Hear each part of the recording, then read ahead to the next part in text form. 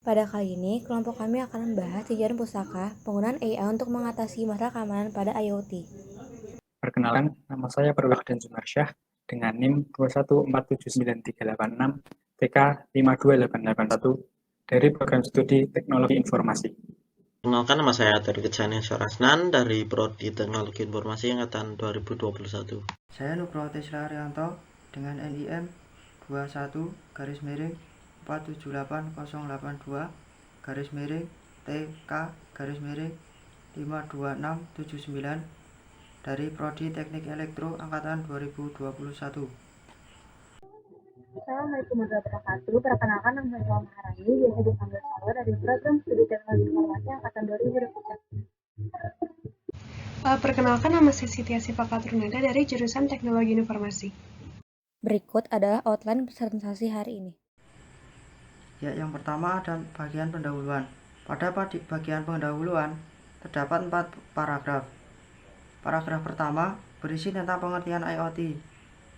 Paragraf kedua berisi tentang masalah dari penggunaan IoT. Paragraf yang ketiga berisi tentang solusi untuk mengatasi masalah dari penggunaan IoT. Dan paragraf yang terakhir berisi tentang isi dari tinjauan pustaka. Kemudian yang kedua ada metode penelitian. Pada metode penelitian ini terdapat 4 subbab, yaitu pertanyaan penelitian, strategi pencarian, kriteria pemilihan, dan proses seleksi. Pada pertanyaan penelitian terdapat 4 buah pertanyaan. Di antaranya, yang pertama, apa saja sistem AI yang telah dikembangkan untuk mengatasi masalah keamanan pada IoT? Yang kedua, bagaimana cara kerja sistem AI tersebut? Yang ketiga, apa yang membedakan antara masing-masing sistem AI tersebut? Dan yang terakhir, apa kelebihan dan kekurangan dari setiap sistem? Kemudian yang berikutnya ada strategi pencarian. Pada strategi pencarian ini ada langkah-langkah sebagai berikut. Yang pertama, penulis membaca guest editorial yang ada pada jurnal terbitan IEEE. Yang kedua, menentukan artikel yang sesuai dari guest editorial tersebut. Yang ketiga, dilakukan pencarian judul pada database IEEE. Kemudian pada subbab berikutnya ada kriteria pemilihan.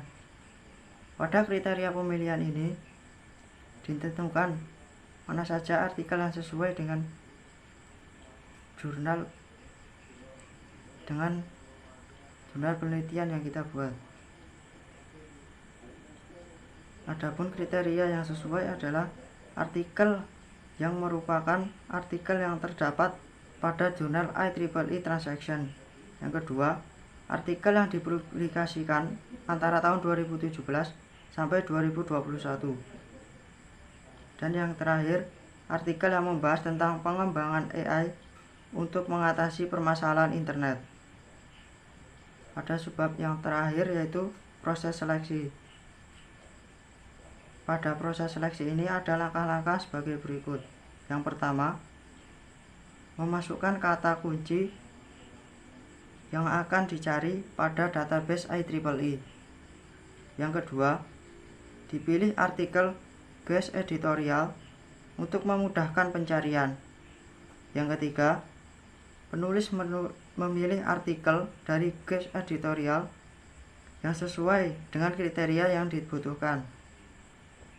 Yang keempat, mencari artikel tadi pada database IEEE untuk melihat versi lengkapnya.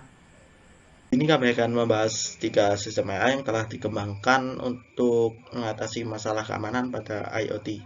Yang pertama ada Intelligent Variable Structure Control yang berfungsi untuk meminimalisir dampak serangan terhadap sistem. Maksudnya di sini adalah apabila ada suatu bagian sistem yang terserang, maka bagian lain masih dapat berfungsi dengan optimal. Selanjutnya ada self-redactable blockchain atau biasa disingkat dengan SRB. Sistem ini berfungsi untuk mendeteksi dan mencegah serangan yang masuk ke sistem. Selain itu, sistem ini juga bisa menghilangkan hal-hal mencurigakan yang terdeteksi di dalam sistem. Kemudian yang terakhir ada computational intelligence atau biasa disingkat dengan CI, yang berfungsi untuk mengenali berbagai permasalahan yang dapat terjadi pada sistem, sehingga apabila masalah tersebut muncul, maka sistem sudah tahu bagaimana cara untuk mengatasinya. Oke, sekarang saya akan menjelaskan tentang perbedaan dari Intelligent Phase Control, Self-Redactable Blockchain, dan Computational Intelligence. Yang pertama itu ada Intelligent Phase Control. Dalam penerapannya, yang menjadi objek utama dalam Intelligent Phase Control ini merupakan benda fisik, atau bisa disebut Cyber Physical System atau CPS, di mana CPS ini merupakan gabungan dari proses fisik, komputasi, dan juga jaringan. CPS ini biasa diterapkan pada mobil pintar, robot pintar, dan berbagai hal lain yang memiliki wujud fisik. Oleh karena itu, fungsi utama dari Intelligent Phase Control itu adalah untuk menjaga keoptimalan kerja sistem, sehingga tidak berdampak pada komponen fisiknya. Jadi pada Intelligent Phase Control ini yang lebih difokuskan kepada bentuk fisik dari komponen sistemnya tersebut. Yang kedua ada Self-Redactable Blockchain atau SRB, yang dalam penerapannya ini dia itu menggunakan Recoverable Chameleon Hash, yang dimana Recoverable Chameleon Hash ini yang memungkinkan untuk membuat jebakan yang bisa mendeteksi jika ada tindakan bahaya. Jadi untuk Self-Redactable Blockchain ini fungsinya itu untuk mengantisipasi adanya sesuatu yang mencurigakan secara otomatis. Dan untuk penerapan SRB sendiri, kebanyakan SRB ini dipakai dalam sistem pada cryptocurrency. Dan yang terakhir itu ada Computational Intelligence atau CI. Dalam penerapannya, CI membutuhkan beberapa hal, yaitu yang pertama akses untuk volume data yang besar, yang fungsinya itu agar dapat lebih banyak sampel malware yang dapat dilatih menjadi model yang lebih pintar. Yang kedua itu ada teknik pengolahan data berbasis CI, yang fungsinya itu untuk meningkatkan kinerja analisis data. Dan yang terakhir ada keahlian keamanan, yang berfungsi untuk memantau model CI agar dapat mengidentifikasi adanya ancaman secara akurat. Untuk fungsinya sendiri, CI berfungsi membantu sistem IoT mendeteksi pola keamanan dan belajar menyesuaikannya agar sistem bisa menghindari potensi adanya ancaman cyber. Selanjutnya yaitu cara kerja. Yang pertama adalah cara kerja dari Intelligent Variable Structure Control atau VS Control. Seperti yang sudah dijelaskan, Intelligent VS Control memiliki fungsi untuk menolerir dampak dari serangan. Oleh karena itu, Intelligent VS Control baru akan aktif apabila sistem gagal menghalau serangan, sehingga serangan berhasil masuk.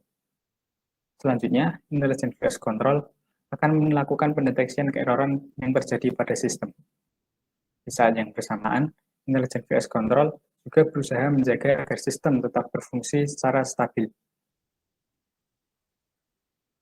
Kemudian, apabila Intelligent VS Control berhasil menemukan error, maka error tersebut akan diperbaiki.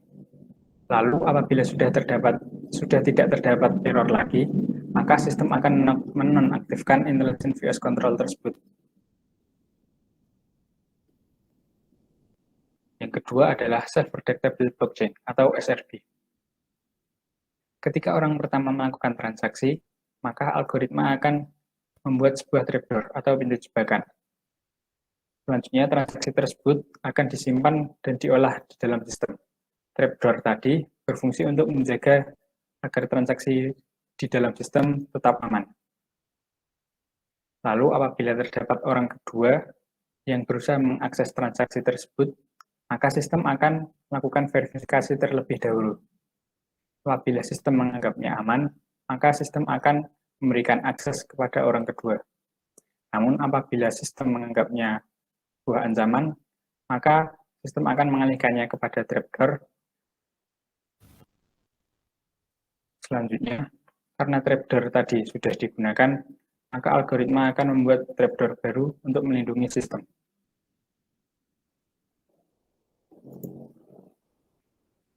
Yang ketiga adalah Computational Intelligence atau CI. Karena CI membutuhkan data, yang pertama dilakukan adalah mengumpulkan data.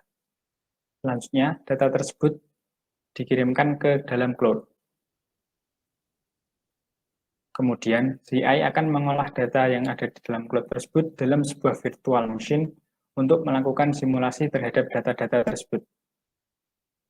Setelah dilakukan simulasi, si AI akan menganalisis data untuk menentukan pola-pola dari data yang mencurigakan.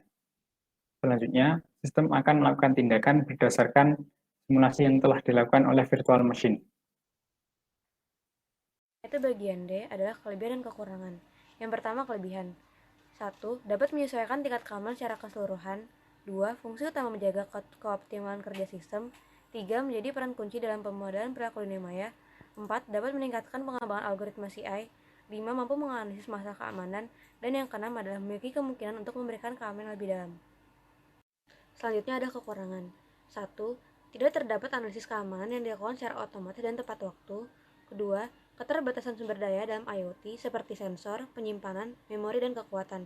Yang ketiga, membawa ancaman untuk keamanan cyber. Contohnya adalah bahwa teknik CI digunakan untuk mentransfer uang di mana sangat rentan untuk dilakukan kejahatan. Selanjutnya adalah kesimpulan. Karena IoT ini menggunakan jaringan internet untuk menghubungkan setiap perangkat, maka terdapat banyak sekali ancaman dari luar yang dapat mengganggu bahkan mencuri data dari perangkat-perangkat IoT. Oleh karena itu, berbagai pihak mencoba mengatasi permasalahan tersebut dengan menciptakan sebuah sistem AI.